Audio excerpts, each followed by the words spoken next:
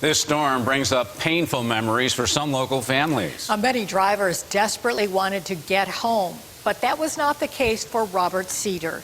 He just wanted to help, and sadly, his good intentions cost him his life. News 4's Brittany Smallwood spoke with Cedar's father about that tragic day 1 year later. Robert Cedar had a heart of gold. He wanted to protect our nation's freedom, and he served a tour in Iraq and Afghanistan as an Army paratrooper. So when the Bradford, Pennsylvania man saw Buffalo was being pummeled with snow, it was like second nature. He wanted to help.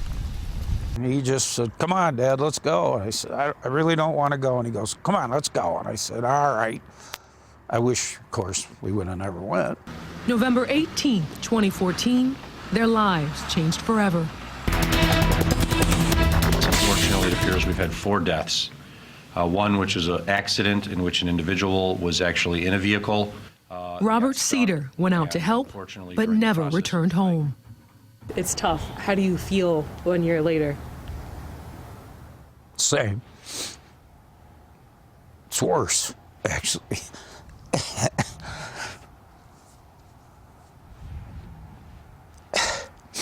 It's worse than it was, you know. Michael says knowing that his son is remembered as a good Samaritan brings some joy to his heart. Yeah, he set this all up, and I haven't touched a thing. On that fateful November day, Robert, his fiancée, and his dad packed up the truck and headed north. On a good day, the trip to Buffalo would take at least an hour and a half, but this time it took longer and had unexpected turns. Actually, we got into Springville, and they had the road blocked. And so we got on the highway anyhow, and first police officer we saw, we stopped him. He says, "What are you guys doing?" I said, "We're just going up to see if we can help anybody." They were told they couldn't take the 219 because of the heavy snow and wind, so they took another route.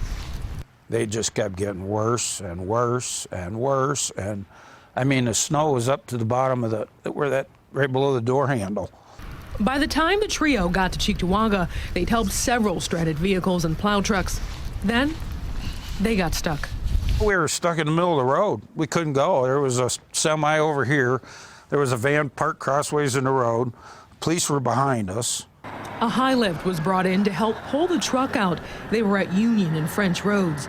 Robert got stuck between the high lift and truck. Yeah, he hooked onto the hitch here, and he must have bent over like that to look in there, and I don't know what happened. I couldn't see out anything. But no ambulance was available. We loaded him up on a snowcat.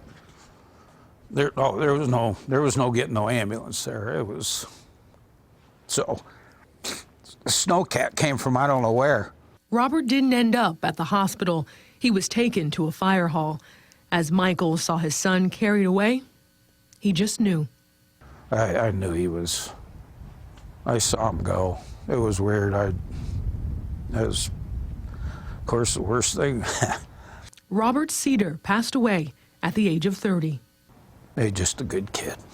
That's all. Reporting, Brittany Smallwood, News 4.